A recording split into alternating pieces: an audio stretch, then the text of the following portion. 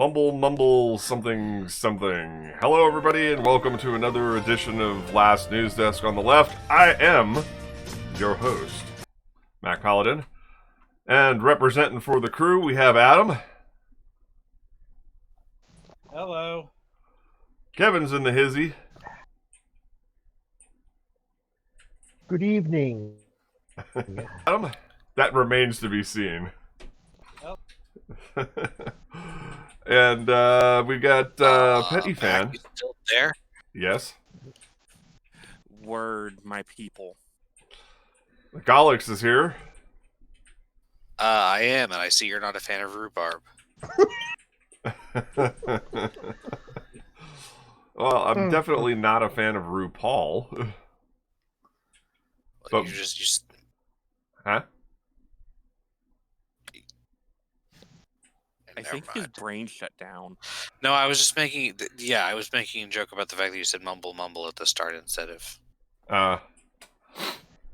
rhubarb is the standard thing you say on stage or whatever when you're just I see. whatever. Mhm. And now that we've thoroughly destroyed that, Twilight Winter. Hi. Hello.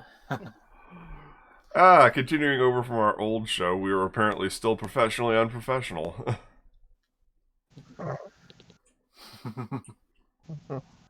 Adam, throw us to the wolves. Anyway. All right. Anyway, so yeah, we are starting off with the fight for 15. We've touched upon this, a bit in previous weeks, because it's part, or it was part of the COVID aid. But and like the big. But it got decision burned that was- fast. the big decision regarding that, and indeed the whole thing that was how do I put this, holding up the entire process was this particular bit of the COVID aid. And the parliamentarian has rendered their verdict, and it is the fight for 15 provision is out of bound. And No. immediately taken to the social media and made their displeasure very known. Loudly, I think that might be the understatement of the week. virulently. Yes. There we go. Like, and they've been shouting for, with perhaps predictability, that they are not exactly grasping the situation as it exists in reality. Like they always do. Well, I think some of them heard on the news or something that the parliamentarian can be fired or overruled by the vice president or whatever, and they thought, well, then that's what should happen. But they are ignoring the fact in that the reason why you would do that is if they're interpreting the rules incorrectly, because that's what their job is. And that in this case, while the rules are extraordinarily complicated, they're probably right that increasing the minimum wage has nothing to do with the federal budget. Yeah, that's More the specifically, ruling that was. more specifically, the ruling was that raising the minimum wage would only be incidentally impactful Not towards even the that. towards the budget. Not even that. It was extraneous. Wow. Like, I thought the word was incidental, but yeah, I mean, the rules are very clear that it has to have a direct and clear impact on the budget itself, not this is only affecting the federal budget because of X or because of Y. Yeah. It has to actually directly impact it, and the parliamentarian has ruled that the minimum wage hike of any kind, apparently, does actually Unless the not federal directly government's fucking impact the paying federal for it. budget. So, that's another thing entirely. But in regards to the specific proposal that was put towards the parliamentarian, she ruled that it was not directly impactful to the budget, therefore it drowns in the bird bath. And here's the thing. sometimes the left, they want Democrats to basically act as Republicans do. It's Yep. damn the torpedoes, full speed ahead, no matter what the consequences are. And Democrats just don't operate like that. It's like Specifically because Democrats are not able to get away with that because of a clear double standard that the left doesn't want to hear about. But even beside that, in this specific context, we have two senators who have stated that they're not going to vote for the $15 per hour wage hike. And more specifically to this conversation, yeah. they are not going to vote for any overruling of the Byrd Rule. Period. And I mean, yes, they're against the $15 minimum wage, but they're for at least a marginal increase. Specifically to this conversation, they are not in favor of overruling the parliamentarian on $15. Period. And that means we do not have the votes to do this.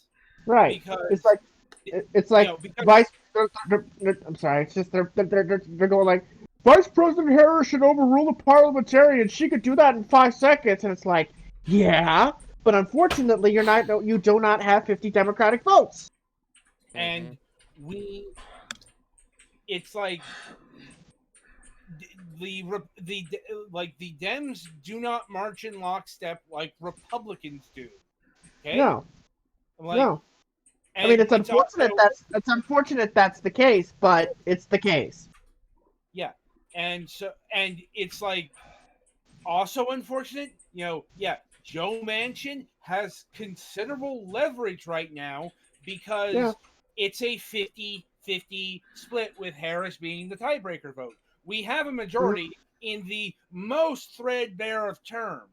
So if even one vote decides to not play ball on simple majority stuff, then it's dead. That's it. And let's not ignore the fact that the Democratic Party, unlike how the Republican Party professes to be, is actually a big tent and is not a monolith. Yes. There is an actual diversity of thought on the so-called left. Even conservative Democrats are more left than most Republicans, but there is room this idea that all right-wing policies are failures is not going to fly with centrists. It's not going to fly with right-adjacent conservatives. It's not going to fly with left-adjacent liberals. And that's kind of the big problem with leftists, particularly those who are on social media. They are very militant in their views, and they think they can force the issue. They think they got a power that they don't have. Or they think they have a power that they want to have. Right, but this is the same kind of delusion. It's like I said on that other show. It's like the guy who blocked me for pointing out that the Constitution doesn't support his argument when he's like, so what we should do is we should impeach Trump and we should impeach Pence, and then Pelosi will become president and she'll appoint Hillary as vice president, and then she'll step aside and Hillary will get 4 years. And I'm like, that's not how that works. Somebody blocked me because I pointed out, like, we don't have the votes. And it's like you put pressure on Manchin. And I'm like, what pressure? Because their first idea is, not to expand the coalition, not to compromise, not to actually do anything workable, but it's primary centrist Dems. Good fucking luck, primary Joe Manchin of West fucking Virginia. He's the guy who's still gonna be here when we're all dead. I mean, that's the bottom line. Is Well, that when yes, when all other Democrats are swept out of office, Joe Manchin will still be there. He'll just be like, I'm an independent now. Assuming West I Virginia don't is know still about that. is still physically there. Well, I mean, I don't know about that one. Honestly, I wouldn't say that. But I still think he could probably easily get Okay. subpoenaed. But anyway, this is a West Virginia. This is a West Virginia, and I have to note this, and I should point this out here. This is a West Virginia that in 2012, 40% of Democrats voted for a white felon in a Texas jail cell named Keith Judd over the black sitting president. 40%. Okay? Which was enough if Democrats hadn't put the foot down to actually have delegates to the Democratic convention. Okay? So if you want to primary Joe Manchin, have at it. You're going to lose, and you're going to lose big time. Right. And even taking that into account, okay, your solution is to primary every Dem. That's a year and a half away. Yeah. You know, it's like that's a tactic that, if it were going to work, it's still a long ways off in the here and now. So that's not an actual solution for getting the $15 an hour thing passed in like this calendar year, let's say. Yeah. Now, Yeah. Yeah. It's just very frustrating when It's like, oh no, if I don't pass it right now, they'll primary me out in a year and a half. What'll I do? I know, Yeah. I'll enact more damaging legislation in between now and then. Yeah. Work for Trump. Not to mention, it's only been a goddamn month. Yeah. And, okay, and to address another critique is like, why doesn't Biden or Harris or Schumer put pressure on Siema or Cinema. Manchin? Sorry, put pressure on them to, have Manchin and such change their votes. Well, here's the thing: it's not just about the fight for 15. The reason why It's the only $15 one proposal in an overall bill. Yeah, it's like, and here's the thing: people cite how popular the $15 per hour thing is. That is true, but here's you want to know where the polling and where all the prioritization is? It's in COVID aid, and they don't want to jeopardize that. I was gonna say that if you really wanted to boil it down, this is a right fight, wrong time kind of situation. Very much so. In that it's all well and good that you want to push for a $15 minimum wage because you think you've got the chutzpah to make it happen, but the reality is this: it's like we desperately need this COVID aid, and this one thing is blocking it, and literally everything else in the bill is more important than this $15 an hour wage increase right this second, because we've suffered along this long. Several states, like Arizona of all fucking places, has already gone above and beyond even the federal proposal. We're at $12 an hour right now in Arizona. But the thing is hold on. But the thing is that it's all well and good to have a high minimum wage, but if the job market is already weakened, then you do actually run the risk of torpedoing an economy before it even gets a chance to recover. Because if you go too far too fast, it's not like they're going to magically open up. Oh well, the minimum wage is $15 an hour now, so let's just take our small business and open up 100 positions. That's not how that works. Well, and also we don't know what industries are going to survive COVID. Right. Because I do think there's something to the argument that a company that can't afford to pay its workers minimum wage or living wages don't actually or can't figure out how to pay their workers a living wage don't actually deserve to exist. Yes, but... under ideal circumstances, under normal circumstances, if we can call anything that we've experienced in our lifetimes normal. Notice how I qualify that. But under normal circumstances, I would totally agree. If this was a quote-unquote robust economy, or even a stagnant economy, it could be a shot in the arm. But the problem is that there are no positions magically opening up just because there's higher wages. Mhm. That's why The it's a gradual increase. And unfortunately, I think a lot of business owners, let's say with the kind of people who could afford to be fined a couple $1 million for whatever, well, would have many outcomes that they would rather do that are worse for people than decreasing their own amount of money slightly so that their workers' wages can be raised. right. But to directly address Adam's sotto voce comment there, yes. But the problem is that the leftists are not interested. We'll call them by their preferred name. The progressives are not interested in an incremental increase. They want 15 tomorrow. And the thing is that it's like,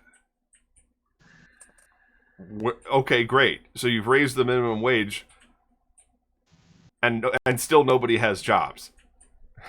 So it's like, Yeah, a lot of businesses are very good at making workers do multiple people's jobs if they quote can't afford unquote it's to maintain their current levels of staffing. it's like Admiral Kirk once said, we fix the barn door after the horses come home.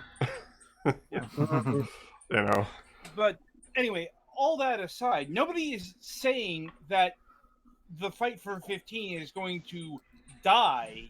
Right. It's just, It's another. nobody really, Go ahead. Sorry. nobody really has the stomach to have a protracted fight over COVID aid. Yeah. It's like, the best that will be mustered is, burning in the. The heck was that? Pizza rolls are done. Well done. Well played, sir.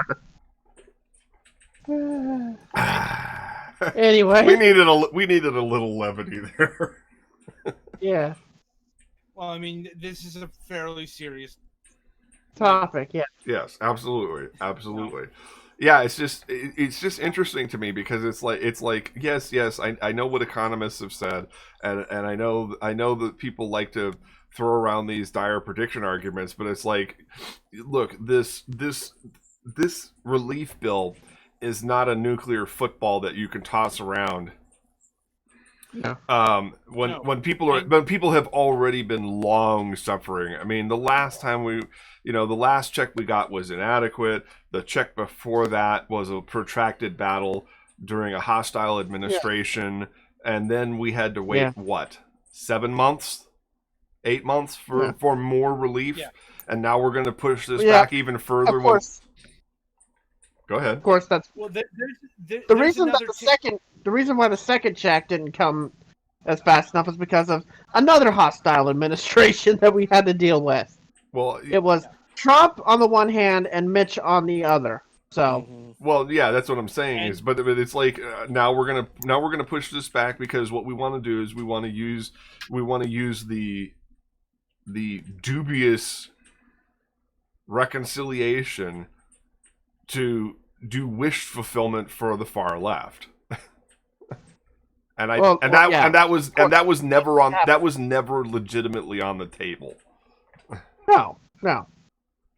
I mean, it was part of the original plan, and it's only on the table for people who don't understand what budget reconciliation is and what its limitations are.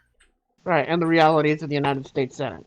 Well, and I think that also fallaciously assumes that this is their only shot. And it's like, it's not. Right. People have already said that they intend to try to bring. I mean, I would be slightly surprised if it goes out as 15. They might accomplish something separately, but Well, I mean, not even that, but I'm just saying 11 12 is probably what you're going to get at best. trying to cram a wish list of ideas into a unrelated bill is exactly the kind of brinksmanship politics that we've been denouncing for years now. Mm-hmm. You know. Of course, the $15 minimum wage was a part of this original proposal, So this isn't just a wish fulfillment or a wishful thing. This was actually part of the proposal. It just didn't go through. It just didn't survive the Byrne rule. That's all it is. I mean, it happens.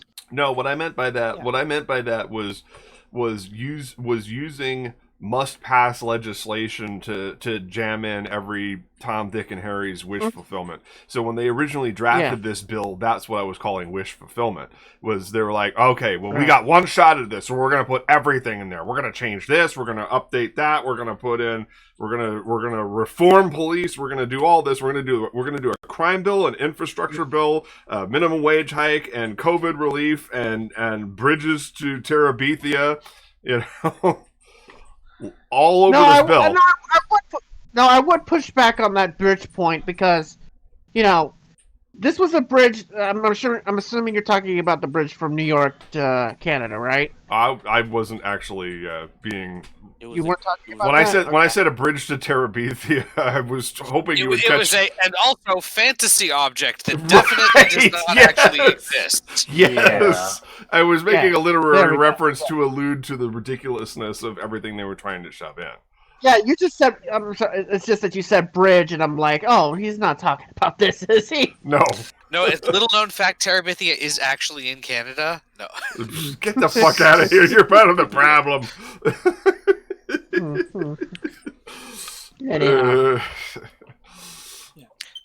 Anyway, so the overall point is the $15 per hour thing is going to be trimmed out because they don't have the votes and there's no real desire to spend precious political capital or time to fight further.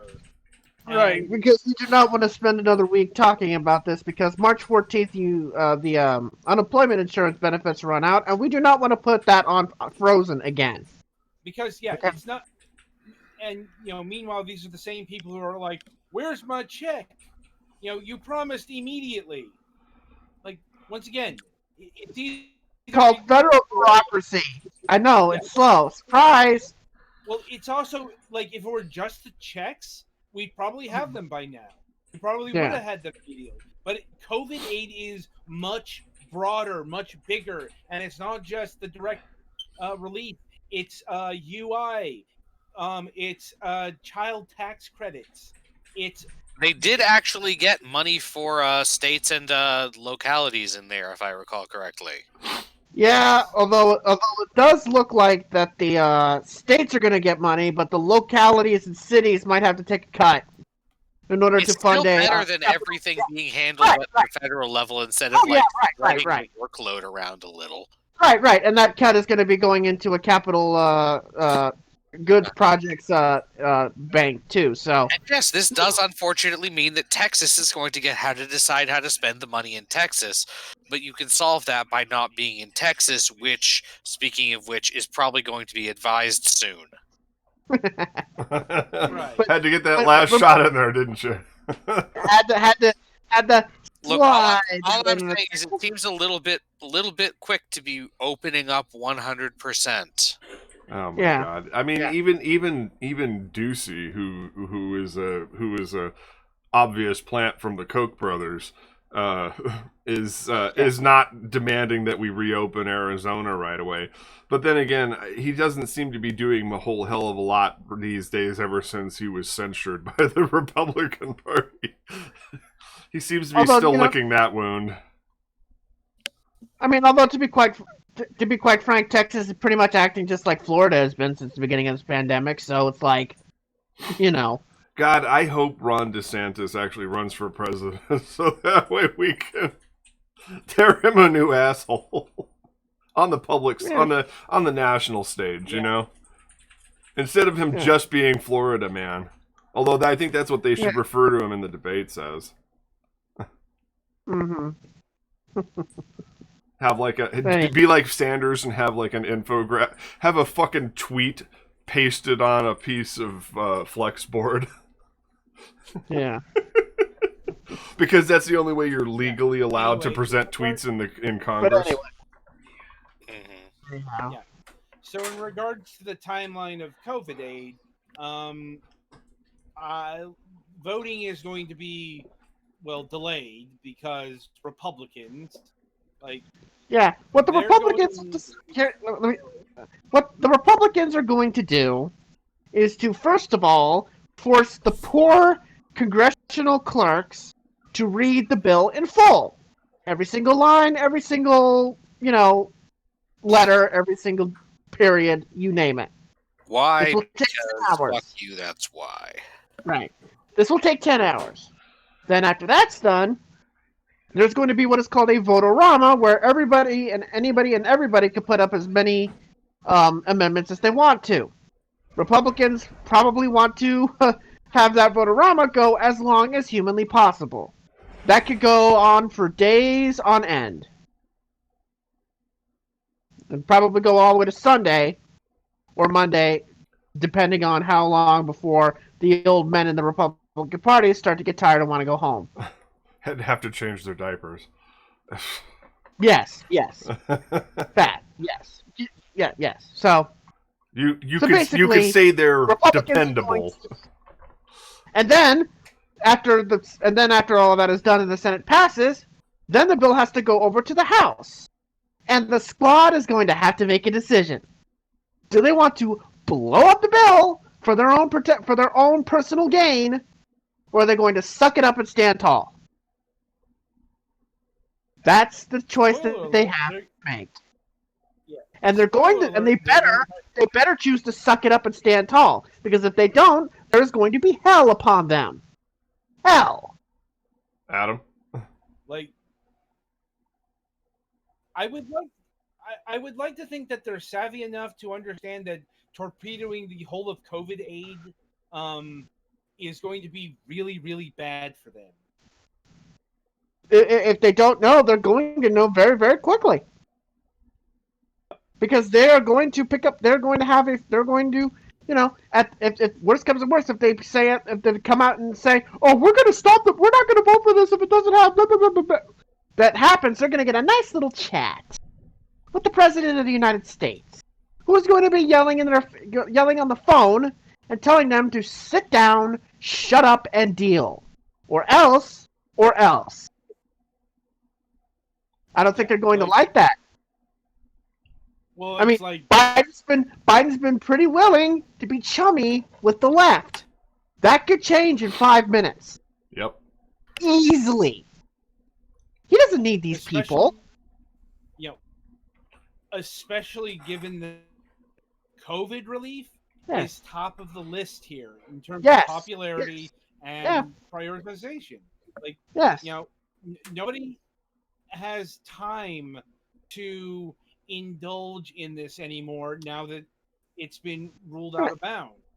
That's just the reality of the situation. Yep. And if the squad or any other Democrats that like to step up to the plate, like to step up to the firing squad.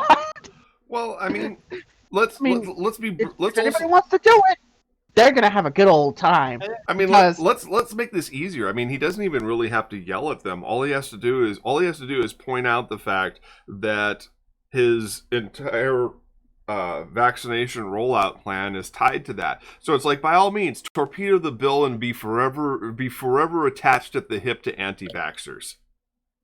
Yes. Yeah. I mean, it's like, yeah, please, go ahead and try. It's not going to go well for you. He doesn't even have to yell at him. He just has to make a laundry list of all of the horrible people that the progressives will have to be tied to if they torpedo this bill. Or more importantly, you're going to sink the entire Democratic agenda because of this, and there will be no additional minimum wage vote. There will be no let's say, Gene Sperling at the OMB. You know who I'm going to put in? I'm going to put in Deficit Hawks instead. See how you like that. Yeah. See, and It'll here's handicap me. It'll handicap me, but it'll also handicap you. So go ahead and try me. Go ahead and try me. Yeah. And here's the endemic problem of taking this all or nothing mentality. You know, they think that they're going to get the all without really considering that you might get the nothing. Yep. And guess what? Something is almost always better than nothing. Yep. And they never want to accept that. They want to be absolutist all the time. And it does not work like that. And the people, and unfortunately, the American electorate does not like it when Democrats are absolutist. I don't know how that is. Well, it's probably because, it benefits more people than it should. Never mind. But people don't like it when Democrats are absolutist. They don't care if Republicans are absolutist. I don't know why that is. I hate that. That's why that is. But that's why it is. Not true at all. Like, given the fact that such attitudes have led the Republicans to lose all the branches of elected government here. Although not in a major emphatic way. But frankly. But no. In a major emphatic way. And that leads us to our next topic, and that is voting rights and restrictions. Because, no, Republicans got the message really fucking loud and clear. And that is why there's like a whole shitload of bills going on in fucking state houses all over the place aimed at voter suppression. This is why that Republicans don't really have an agenda anymore. They are. Dang it! Dang it! Someone let the poors / ethnically diverse / non-gender not to mention the fact that the gerrymandering in Arizona is right now front and center in the Supreme Court, and the conservative court is in the dubious position of being back on their heels, giving pushback against the pro-suppressionists in Arizona, who apparently cannot seem to form a coherent thought. Oh God, they actually gave the game away in their fucking testimony. They basically they flat out said, "Oh, why do you want it to be this way? So that we can ever win an election again." Roberts put it in a diplomatic way, and he said, "Yeah, that's a whole lot of words, and I don't understand, and I'm out of time." Yes, that was very diplomatic of him. Think about it is they'll probably still win today,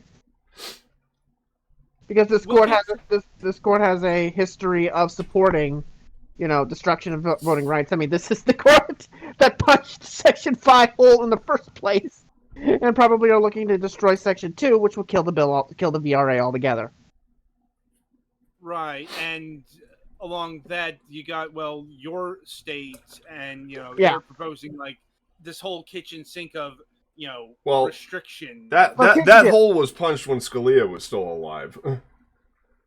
This court in its current incarnation, we don't know what the fuck they're gonna do. I mean, we think we know, but I mean, it's best to bet that they'll still kill it, because Roberts. He has a history of being antagonistic to voting rights dating back to the 80s. So, it's probably fair to hope for the best, expect the worst in this case. Yeah. So yes. Well, I'm just saying that they're putting them in the uncomfortable position of having to rock back on their heels with any response that they give.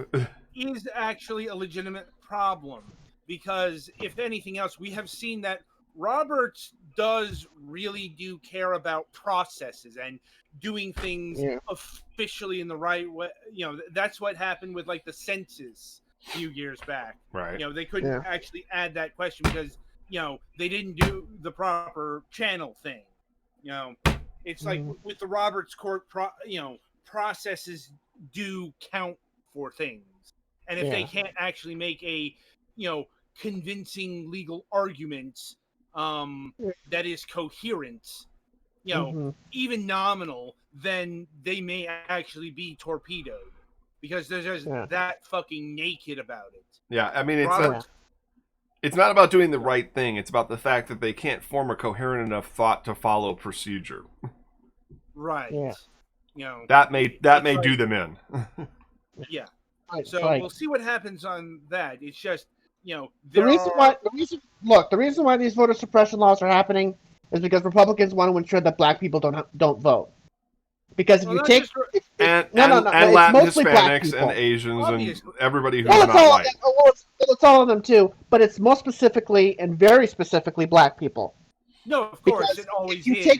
Because if you take out black people have the highest percentage of support for the Democratic Party out of any of the demographics. White, Hispanic, Asian, you name it. Blacks always vote Democrat in the 80 to 90% range all the time. So if you take out their right to vote, Republicans probably would easily win. It's just that simple. Okay, that being said, they are taking a very last election approach to this. Like, in Georgia, they're attacking the no excuse absentee and drop boxes and other things that became really in vogue because of COVID. And although they also let me finish.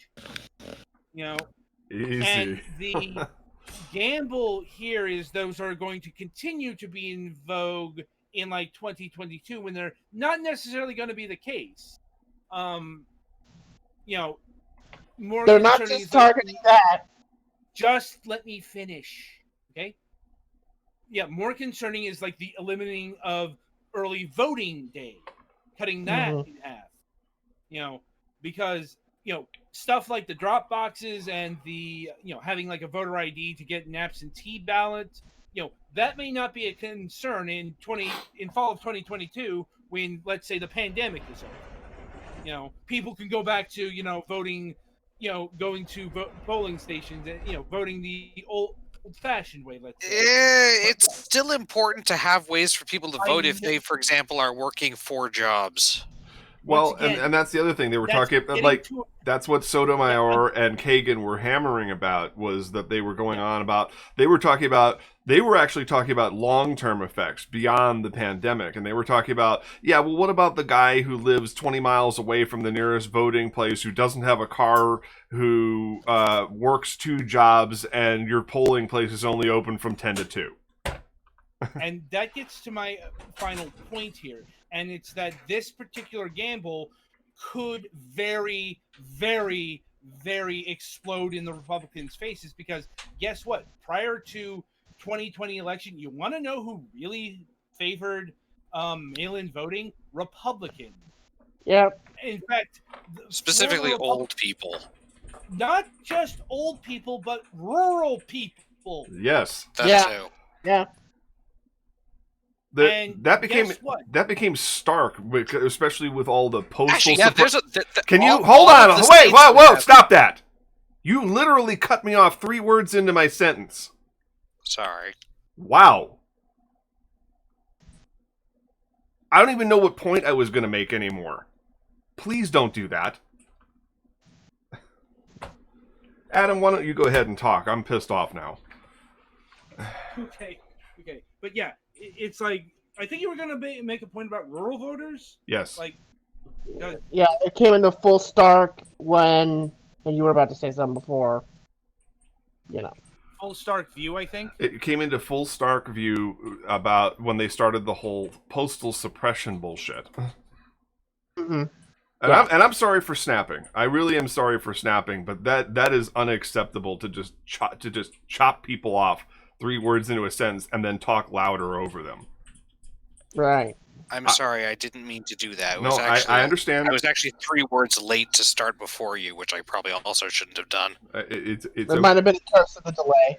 Well, you know what? I don't want to make this a thing on the air, so we'll talk about it later. Right, I'm sorry for blowing up. I'm sorry, everybody. Right, Guys, it's all right. sorry. Let's just keep rolling. Let's keep rolling. That was uncool of me. Just let's keep rolling. All right. Go on, Adam. I'm Anyway. sorry. Anyway, so yeah, the gamble here is, you're going to aim for the Democratic portions of a state, but you might end up, restricting the vote of your own Republican constituents. Right, and I can make it very specific here in Georgia. There's a lot of rural area around here. I mean, yes, there's Atlanta and the suburbs. Yes, there's Savannah and Augusta and even Albany in the Southwest. But other than those places, and also Macon. I think I missed Macon, but outside of Atlanta, Macon, Albany, Augusta, Savannah, and the areas around it, it is rural as can be here in Georgia. So when you threaten mail-in voting in the way that the Republicans here in Georgia are, the chances are pretty likely that you're going to hurt your rural base just as much as you're going to hurt Democrats. Now, it's going to be very interesting. It's going to be, this whole thing is probably going to go all the way through because, Kemp and Brad, they want to, they want to try to calm the Trump people down. Although how good that'll be, we'll have to see. But this is what they're trying to do to, try to, calm the situation down, even though an orange elephant never forgets. Let's just say. But the weird thing is that one of the big things that they created here in Georgia, which was pretty novel actually, because I don't think I've seen this in any other state, is the idea to require people to take their state ID, put it in a copier, and send a copy of your state ID along with your ballot. Oh God! Do you know what we call that? Voter ID we laws. Call that... No. What we call that is an explosion in identity theft. Oh, yeah, that's a good point. Yes, because apparently they want like, I think it was, I saw like 2 copies or 1 copy of your voter ID, and when you have your something that has your face, your information about your address, maybe your social security number. Yeah, let's just say that there's something called identity thieves who would like to feast upon that. And it will be just a gold mine for them. So, basically, you want to suppress the vote while also putting people's identities at risk. That's freaking special, Sounds man. about right for Republicans.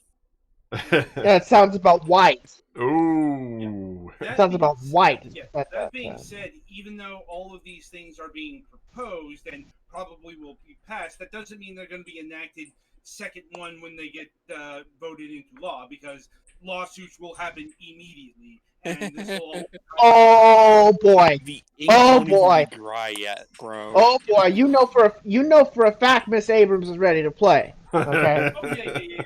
So, the immediacy here, I'm not too concerned about.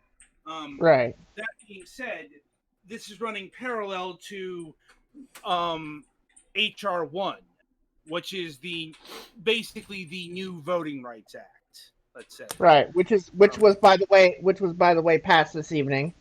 Right. I should know 220, 210. Yep. All Dems voted for it. No Republicans voted for it. And this dichotomy, this sets up what's probably going to be the real fight over the filibuster. Yep. It's like, Yes. it's like this is where Joe Manchin and Chris, and specifically not just Joe Manchin. I'll put Manchin to the side here real quick. Who really should get the major pressure here is Sinema, because more specifically, next year, Mark Kelly's on the ballot. I believe is the governorship up next year. Matt? Let me see here. I think that is Because the case. Because I don't think Ducey's running for re-election. That's for sure. But I think he's out anyway because he's 2 terms. But I'm just saying it's up. Right. Right, but that race is open, so that's gonna It happen. depends on if he was reelected in 2016. That's a major. I'm looking right now. Right, but if I recall correctly, he's the governor's race is on the ballot. But more to the point here, Mark Kelly is on the ballot, and I don't think that Kristen Sinema, when it becomes very bluntly clear to her that if this bill does not pass, that Mark Kelly is in jeopardy, then she's going to keep on with this whole fantasy of, oh, the filibuster ensures bipartisan legislation. You're going to have to prove it. Yep. You obviously believe this. I don't know how you believe this. I don't know where you got this from, where this idea came from, because there's no reality based in it. But you obviously believe this. You are going to now have to prove that you can get a bill with all 48 Democrats, at least 10 Republicans, pass it through the Senate, pass it through the House, put it on Biden's desk for a signature, and do it with 60 votes. You have to prove it. If you can't prove it, what you're basically doing is sabotaging your party, and you're sabotaging your new colleague from your state. Yep. That's what you're doing. And if you do decide to sabotage everything, we're gonna bring up the fact that once upon a time you were a Green. You were a Green a long time ago before you decided to become this moderate centrist figure that you are now. You were a Green once upon a time. We're going to bring that up if you decide that, oh, I don't care if this helps my party. I don't care. I want Republican support, and I want bipartisanship, and I want it. You're not getting it. Yeah. And if that's made clear to you, and you're not and you going decide to, and that I'm not touching it, well, we're going to bring up the fight. We're going to bring up your disloyalty by being a former Green. We're going to bring it up. Bet. Yep, and she's not going to be able to pull any other cards. She's not going to be able to pull the female card. She's not going to be able to pull the Alphabet Mafia card. She's not going to be able to pull any of that stuff because she's basically sold all of those groups down the river. I mean, it's bad enough that you're not willing to fight the filibuster for the Equality Act. Okay. Yep. Let's keep that. Let's just point that out here. One open bisexual to another. You're not fighting for the Equality Act. You're a problem. Okay. So it's bad enough that there's that on our record. You don't stand up for HR1. We're gonna bring up the fact. We're gonna bring up your past. Okay. We're gonna bring it up. I think civil rights is an area where we can all agree that we should be able to demand a certain level of purity. Yes. Yeah. Yep. When it comes to civil rights, there's no screwing around. Yeah, there's no gray areas, there's no wiggle room. You're either for civil rights or you're against it. Right. There's no gray area here. I mean, you can try to pretend there's a gray area, and you can try to, lie and say that there's a gray area. There's a larger issue at stake here. Not really. Because all the so-called larger issues stem from this one issue right here. Yep. So you can't have it both ways. You can't have democratic policy if there's no Democrats in office, you see. Right. There's kind of a little bit of a problem. Very important. That's a very important carrot. Yes, it's kind of a important point there. You can't have democracy without Democrats. Wait. Currently, yeah. I mean, it's a catchy slogan. I don't know if it's 100% accurate, but or some equivalent thereof. Yeah. So it's like you can't have a Democratic Party without democracy. There you go. No. I mean, look. I'm workshopping. I'm workshopping this slogan here. It's working. Yeah. It's working. But yeah. But yeah, when it comes to this, Manchin is one thing. Cinema has to be just as much a part of this discussion because of the fact that her colleague there is up in 2022. And, well, that state just turned blue, and we'd kind of like to keep it blue, okay? Yeah, we'd kind of like to get a blue governor. We'd kind of like to break the supermajority in our state house. There's a few things we'd like to do, and if voting rights flops, well, it's not like your TikTok failing. It makes it difficult. Yeah, it's right. not like your TikTok tanking. Right. It's like, Arizona, more specifically when it comes to Arizona, screwing with voting rights probably screws with the Navajo vote. Ooh. And the indigenous vote there, which is as much a key to the discussion here. Indeed. Because, because, there's a whole lot of issues involving Native American voters that whenever Republicans go haywire, they always attack them because the indigenous vote, for the most part, is actually a pretty strong Democratic vote, especially in the Southwest. So yeah, the Pasquayaki and the actual reservations would like to have a word with the distinguished senator from Arizona about this. Right, it's like I part of my family comes from Minnesota. There's a lot of indigenous tribes and everything up in Minnesota and the Dakotas, where when we had voter suppression going wild up in the Dakotas, that's who they were targeting. That was a key constituency for Heidi Heitkamp, for instance. And when Republicans in South Dakota successfully suppressed them, guess what happened? Heidi Heitkamp lost a key constituency and she got destroyed. Mm-hmm. Which was probably going to get destroyed anyway.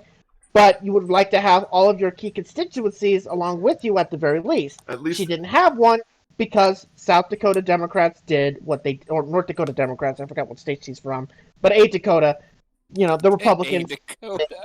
Wow. A Dakota.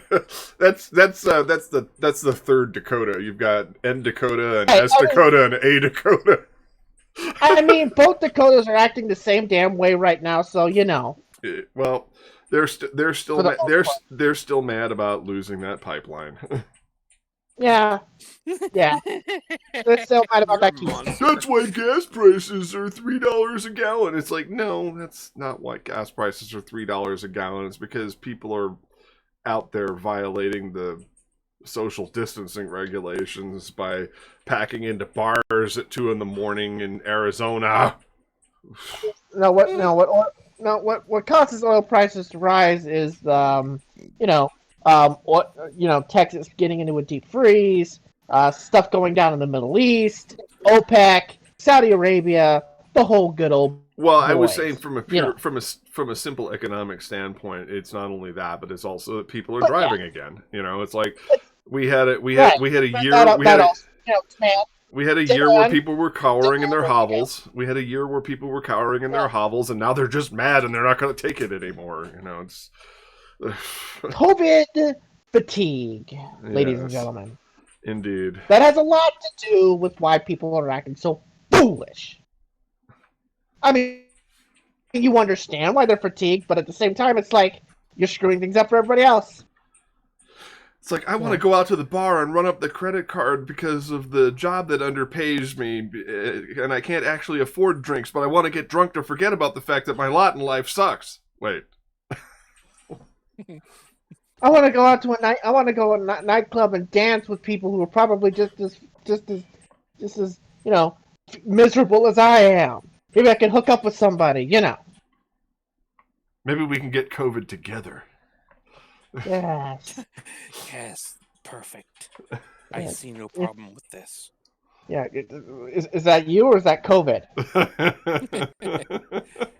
Yeah. COVID's like, yes, come to me. I want to infect more.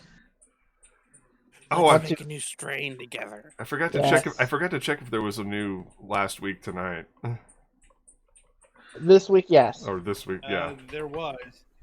Police brutality and bringing up cop rock. Jesus. Well, it's just that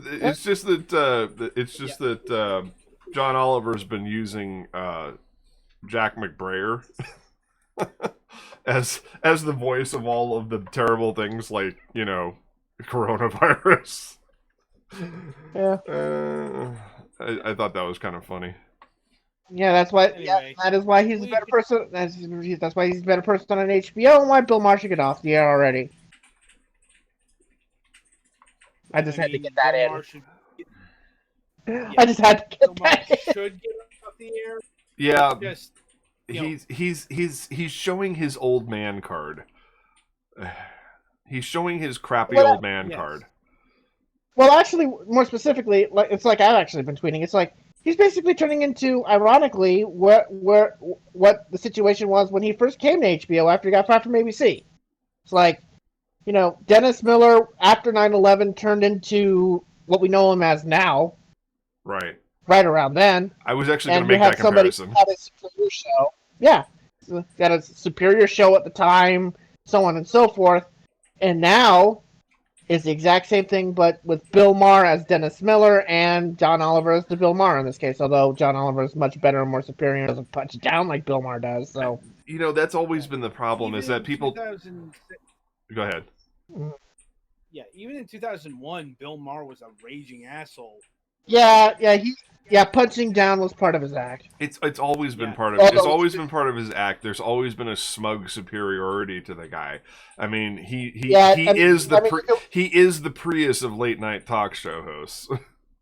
Yeah, I mean, you can look back at some of the politically incorrect. By the way, that was the name of his old show, Yep. so you figure it out from there. Indeed. You can just watch some of his old shows from the 90s. I mean, I've often wondered how Bill Maher has avoided being canceled. I've often wondered. Well, because he got into bed with some powerful people. Ah. Yeah, because he actually did get canceled. Politically Incorrect got thrown off the air after he said some disparaging remark about the mentally challenged. Ah. Or wait, No, that was why he got fired. I thought he got fired for saying that the terrorists were right to bomb us. That's what it sounded like it was to me. I think it's a little from A and a little from B. Other, like, I think it's a little from A and a little from B, because That's I believe the official line was that he made too many incendiary remarks in a public space. Okay. I thought it was specifically the 9/11. They were right to bomb us, whatever. Well, that may have been the straw that broke the camel's back, but that's probably because you look back on a lot of those shows and it's like he had a laundry list of strikes going against him, but I mean canceled, like unable to earn Kevin Spacey style. Yeah. Yeah, or at the very least put him in a space to put him to HBO. Yeah. Yeah, and then he went over to HBO specifically because HBO would not throw him off the air no matter what he said. Right. And clearly that is held true since he's still now. Ugh. It's like for a little while, like I was starting to get into the that's kind of interesting thing, and then he had my favorite politician Rand Paul on the show, and just basically licked his asshole clean. Yeah, he revealed himself. He licked his asshole clean. Oh, your compassionate libertarianism is so nice. I mean, guess what? Which conservative Muppet Bill Maher was fucking? Let's hear it. This past week. Let's hear it. Oh my goodness. Go ahead and say it. Megan. Oh, wait. Ann Coulter was this week? Oh, wait. This was. He had a relationship with her. Oh, yeah. All right. Use your words. Not all of us are in the know yet. Go ahead. Yeah. But anyway, what happened this past week? You didn't. He had Megyn Kelly on the air to talk about white people are God. that old. Yeah. Well, I mean, at least he wasn't stooping Malkin or something like that. That may come in the next few weeks. I mean, because that would just add to the creep factor. Not to mention, between the age disparity and the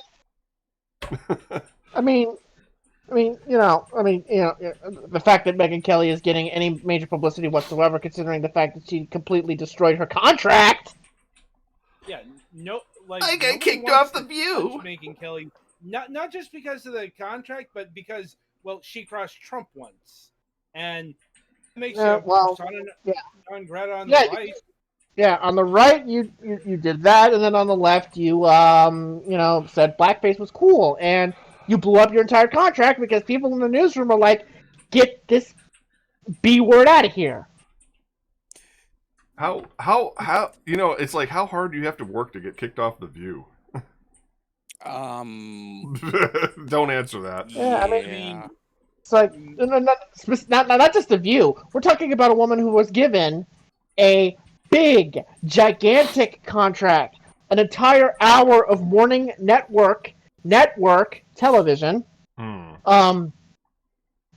Given her own studio space, a big fat contract, and you blow it all up. Oh, I remember who we're talking about now. Yeah. She was given all of this, all of that, and did it over the wishes and wants of people in the newsroom who never liked her, especially considering that a certain Tamron Hall was booted out in favor of her, essentially. So you had a lot of people in that newsroom who never liked Megyn Kelly, and then she says, "Oh, blackface is pretty cool. Why are you so upset about it?" And it's and like everybody's ear perked up like fucking prairie dog. I was like, oh and no. and it caused a revolt to the point where NBC had no choice but to tell her to GTFO, and she blew her entire contract. You don't come back from literally losing a big fat contract like that after you get a network television hour. This isn't just her saying this on cable news and an hour on cable news. That's just one thing. She had an hour on the network, on over-the-air TV in the morning, which is a key day part of any network. Right. So that she is able to get these promotional appearances and to have people still talking about her after that. I mean, going against Trump with that one little bit there, yeah, fine, that's whatever. When you literally are given tens of millions of dollars and all of this, and you blow it up because you can't leave, because you could not and would not leave your fox behind. I mean, but then again, it's Bill Maher. What are you gonna do? I keep hoping one day we will no longer have to use that as an excuse. Right, yeah. I mean, it's like because I had when I was working still, I had a bunch of friends on the left who were just, oh yeah, Bill Maher's got some great ideas, and I'm like, that the problem is that may be true, but it's like even the worst people in history occasionally had a good thought, that and using that as a litmus test for why somebody should continue to be relevant is not the greatest thing in the world.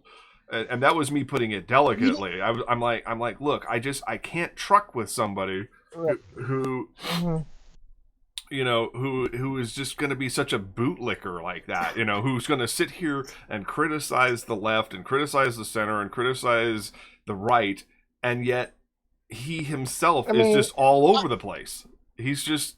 I mean, I have to ask this, if you recall, were these people all white? No. Really? No. Wow. One I mean, one of them was Persian, actually. Yeah, okay, that makes sense. Yeah. All right, yeah. I mean, there's certain demographics where, stuff like this would resonate, and yeah, so but I mean, bottom line is that hopefully we can get to a point where we don't have to deal with this anymore. And anyway, before we got into that long street, Adam, you were going to go somewhere? Yeah, let's cool down with some entertainment news. Yeah. Right. And Galix, you are allowed to speak, just so you know, I was upset. That was a flash of anger. That was not meant to be a permanent thing. Okay, I just figured it would be safer since my brain is apparently on a slow trigger tonight. Yeah. Well, anyway, no, again, Anyway. look, like I said, Let's that see- was a let's see- momentary. let's- That was a let's see. momentary flash. So I don't want you to. Right, I don't let's- want you to not participate. let's save it until after we're off the air. Adam, go ahead. Yep. Anyway, so this past, I want to say Saturday or Sunday, like this past weekend, Hasbro made the long anticipated announcement that was fairly expected in regards to their recently acquired, recently being a few years ago, Power Rangers franchise. Ooh. Yeah. In case you missed it, Hasbro actually owns all of the rights to Power Ranger now. And Right. Yeah, right. Heim sold it all back to Hasbro because he wanted out of the business again. It's not just kind of a band. Bandai. Yeah. Yeah, Bandai sold their master license to Hasbro Right. as well. That's specifically the justification This- for all this. That's pretty significant. Triangulates to- Yeah. This Yep. actually triangulates to the final piece, Toei. They are Yep. Hasbro is finally cutting Toei out of the picture. Yep. After what is this season? Dino Fury. Is it Dino? AKA, it's Dino something. It's It's Ryusol. Dino Fury. It's Dino Fury. Okay, because the other season was Dino Thunder. Yeah. Right. This is that. There This have is been Dino multiple Fury. This Dino is- series. I Right. know. This is another one. This is another one. But yeah, it's Dino Fury this year. Yeah. Yes. But anyway, so what Hasbro has announced is after this current season, they're going alone. They're going it alone. Yeah. Yeah. Super Sentai will no longer be the basis for Power Rangers. Right. And that opens up a whole bunch of questions. Yeah. Oh God, I hope this Obviously- isn't going to go like American Sailor Moon. Well, Oh, no, it won't be because Hasbro has money.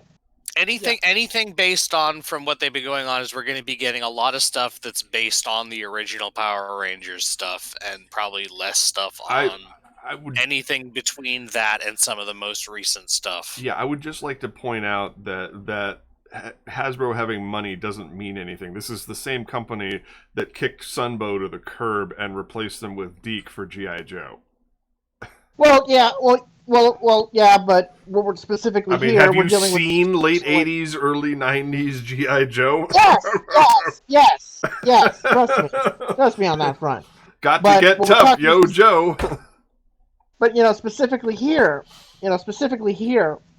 we're talking about a situation where it goes from one company that was explicitly cheap, and Power Rangers, since the Disney buy, when The entire point of Power Rangers was to be Right. cheap. yes, exactly, You that's don't the have point. to fill your own stunt scenes. Right, that's specifically why that's why this property has been based on Super Sentai for the most part, because the Sentai footage was used to make things cheaper. And eventually with the Disney buy, you had a situation where Disney did not want to do it at all eventually. So, but we're dealing with a situation now where probably for the first time, we have a company that wants to do this property, is very eager to do this property, and they're willing to put as much money into it as possible. Yeah. So when you have that, you have a situation where we kind of don't really need the Sentai footage anymore. Because we're far enough now to where we have multiple generations that know what this property is, specifically on the adult side of things, Mhm. who could come in and bring their own little twist to this. Now, what exactly that twist is, we'll find out eventually with time. And make no mistake, I'm not convinced Japan knows exactly what they're doing with Super Sentai right now either. Right. But that's, of course, another story. But more specifically to the Power Rangers franchise here, we're in a situation now where, pretty much we have a perfect storm of situations where you have people in Hollywood who want to do this property because they grew up with this property, right? You have a company in Hasbro that is eager to exploit this property for all it's being and specifically is a company that has a lot of money that it wants to use. Right. Now, as far And as what that's okay. Power Rangers has never had all of that at once. Yeah. Until far as now. what Power Rangers can draw upon, well, right now there's a couple of comic lines going, or at least Right. there were like 2, but that might have been reduced to 1. Like, Right. I don't know, people swear by the current Power Rangers comics. Yeah, So, the comics draw a lot on the characters and stuff from Mighty Morphin and some of the other early series, with some later stuff thrown in for spice, and then a lot of individual stuff, or a lot of original stuff. What's probably going to happen is that we could basically just do the Power Rangers stuff of Power Rangers, because there's the Power Rangers material, the characters, the things that go around the Sentai material, footage, and etc. And then there's the Super Sentai stuff. Well, apparently Yeah, Hasbro has the rights to use the old Super Sentai stuff. But okay, as far as what the new direction could be, people may be thinking not in the right terms. Like, people think that the Power Rangers might remain live action, and knowing Hasbro, that might not necessarily be the case. Like, Hasbro, I think it's going to be the case, because they have a live action movie all set up and ready and getting ready to go here. well, even Now, You can have live action movies and then an animated TV series, especially if they don't even use the exact same set of Power Rangers, because there are a few even in the Mighty Morphin canon. I mean, look, let me just G.I. Joe. look. Had... I do think there's going to be. I'm not saying there's not going to be an animated element to this. I do think there might be an animated series, movie, whatever. I do think there's going to be a live action franchise. I mean, that's part of the appeal of the show. If you change that too drastically, just because you're creating your own footage I don't think that bodes well for the longtime fans. Well, don't get me wrong, I'm not saying they are going full animated, I'm just saying they can if they want to. We'd probably want Linkara to weigh in on this. Yeah, my personal viewpoint is they're probably going to go in both directions. They're probably going to go in, with new Power Rangers, probably that's going to stay live action.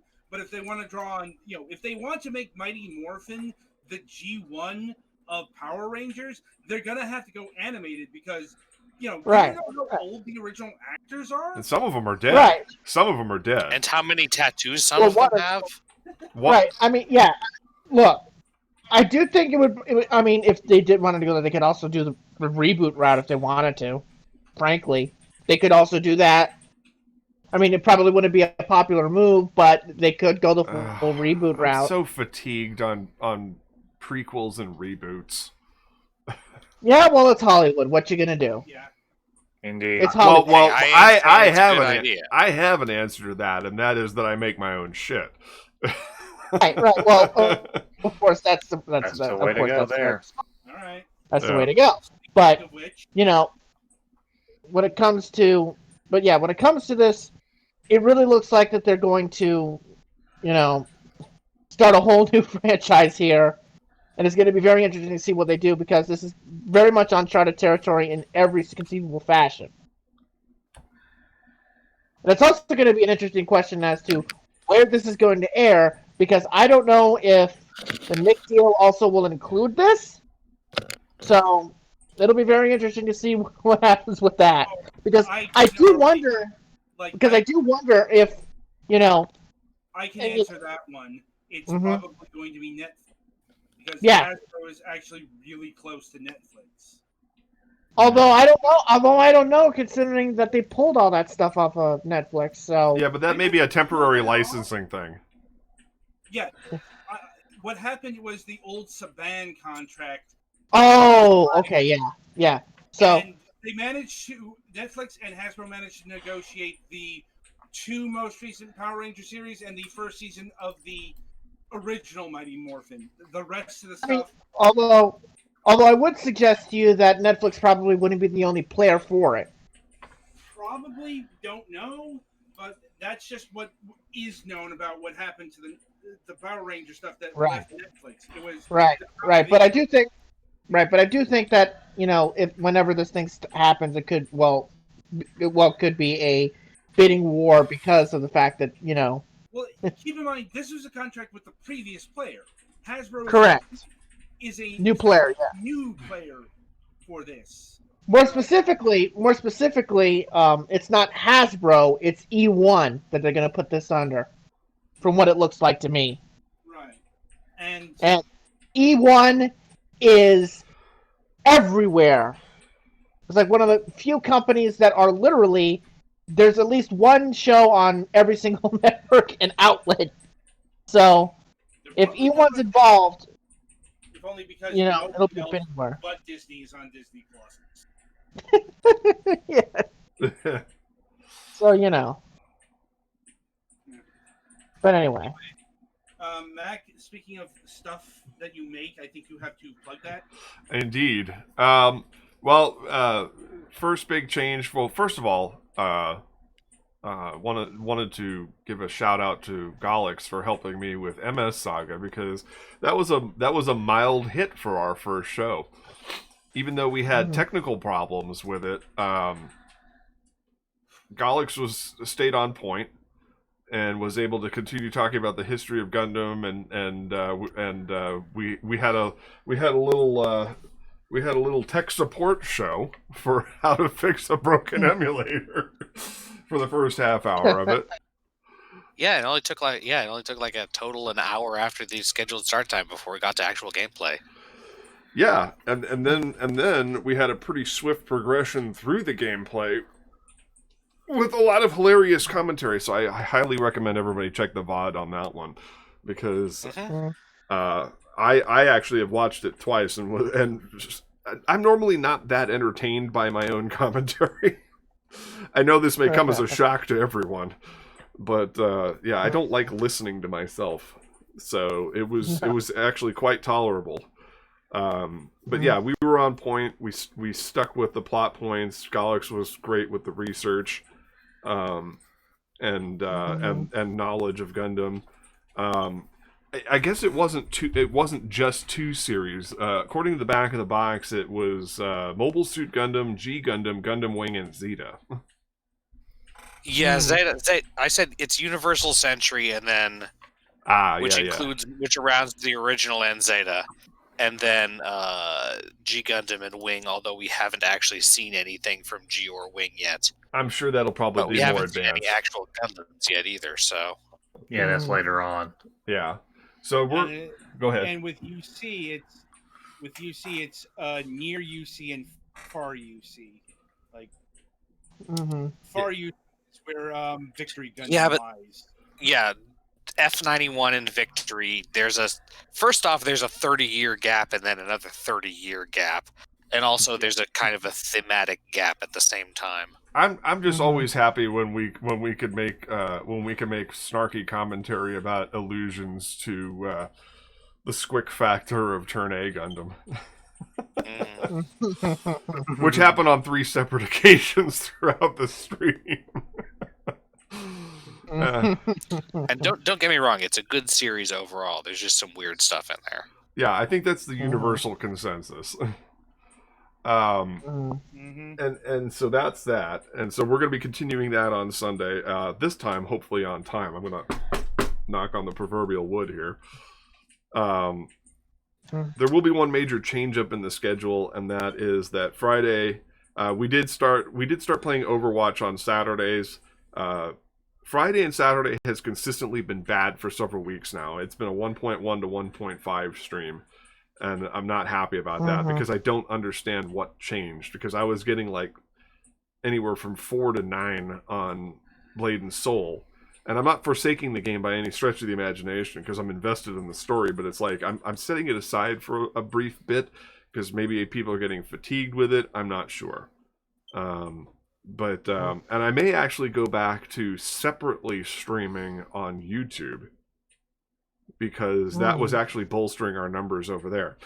We'll see how that goes. I still have to transfer all of last Newsdesk over there, what may end up happening is, because the exportation process is kind of tedious, I may do a bulk export at the end of the season.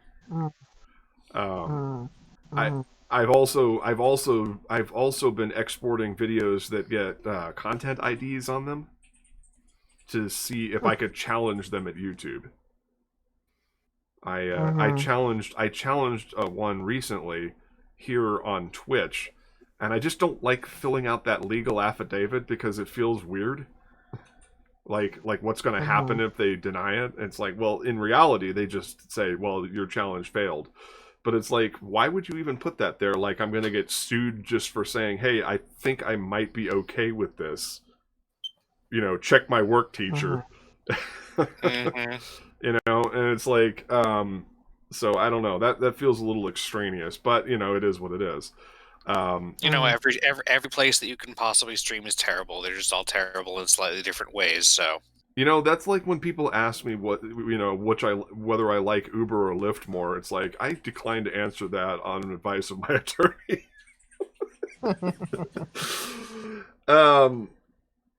The other big change, and I'm saving the best for last, so hang in there. But the other big change is that because of Blade and Soul not getting so many views in recent weeks, I'm going to switch over to Call of Duty Warzone. I'm going to give it a try. I'm going to go to the dark side, and I'm going to give it a try. Everybody tells me, oh, if you just play more Call of Duty, you'll be affiliate by tomorrow. And I'm like, debatable. Nope. Entirely debatable. Part of it is schluff. I have to schluff off the sins of the last 30 days by just waiting for that to fall off my average. We've made some really great strides in the past 4 weeks, and so some of the less interesting, less innovative, pre-polished streams have not had as many viewers. And I think we've really done a great job of getting on board with the whole supporting each other on social media thing. It's not perfect, but it's better, and that's the important thing, is that we're always striving. I've had a real fall off on Facebook. People are just not reacting to my stuff anymore. That's kind of weird and a little unsettling, but I'm sure there's something going on. And you know what? I do recall that there was always a lag at the beginning of the year. For us, there was always a December through February doldrums. You remember that, Adam? Yeah, we always had that period where it was like, our numbers dropped precipitously at the beginning of the year. Like between school semesters and over the summer, just bleh. And spring break is coming up, so yeah. So that's kind of a state of the show thing. We've hit a now for the big news. We've hit a milestone in the Lavenders. We have just debuted episode 7, which shows the last piece of commissioned comic art that we will be using in our animation sequences. Act 3 was never produced. No part of it, except for the cover. Varias did do cover art for it of Kyle in his kidnapped state, which is kind of a spoiler. Sorry, I should have mentioned that up front. But something is going to happen in episode 1 of Act 3. That will be episode 8. And we are conservatively saying that instead of having a weekly cycle, that because we have to create all new art assets, episode 8 is 36 scenes. And even in motion comic style, that takes a bit of time to produce. We're trying to produce it as quickly and simply as possible. Varias is drawing the artwork, and I'm doing some inking and nominal shading, kind of like we did at the end of Act 2 of the comic. And so I'm hoping that actually looks well. I mean, if the sketch work that I saw yesterday is any indication, it's going to look really sharp. Like it will be the black and white equivalent of what we did with Surrender 3 years ago. Mm. So that's pretty significant because this will be number one. It'll be the first time anywhere that any portion of Act 3 has been seen, and that's even more significant because it's 14 years in the making. Mm-hmm. Kim Godwin and I wrote the script together over a 3-month period back in 2007. Mm. Yeah, and we started the comic in third quarter of 2009. Mm-hmm. So yeah, so this is a huge milestone. Like I had to put the Mercadian Affair epilogue on hold again because I can't afford the artwork right now. But Mm-hmm.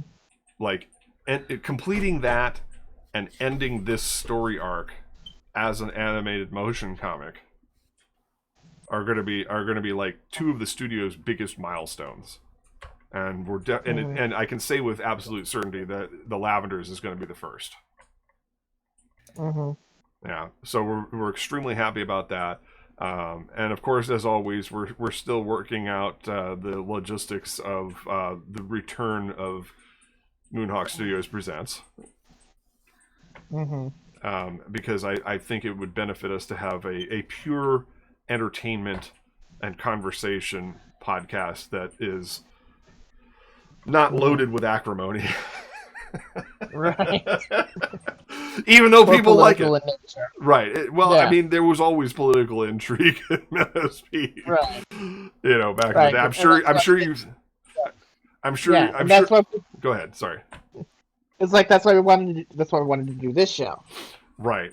But I'm sure you've partaken of at least one or two episodes of the old MSP as presented on YouTube.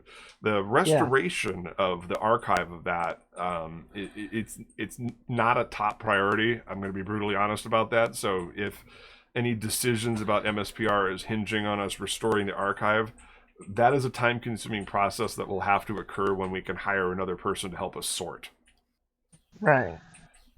Because that is a monumental task. I mean, I can say to the crew, Petty Fan, Golix, Twilight, Yes. we have all of the episodes that we've retrieved.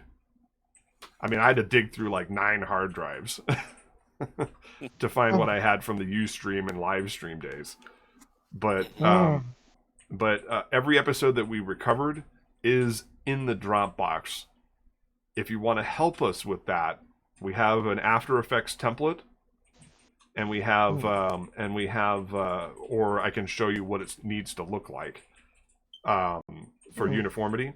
But if you guys want to help us restore that archive, I will not oppose any of your charity.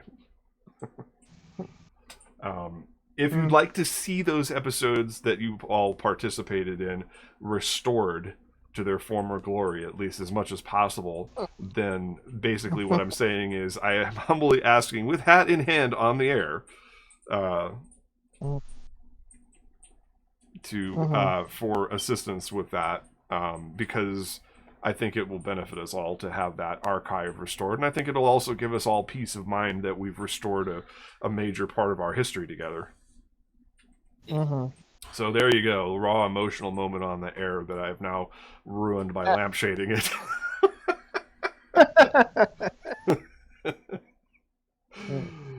Anyway, but that puts us at a good time for wrap up. Does anybody else have anything else they want to share that may have been forgotten throughout the rest of the broadcast? I think we've gotten everything covered for the week. Okay. How do words work? That's a conversation that I don't think we can have because it involves, well, words.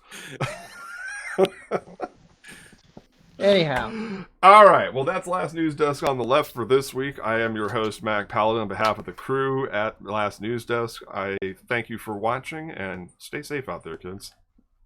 Wear a mask and get vaccinated, kids.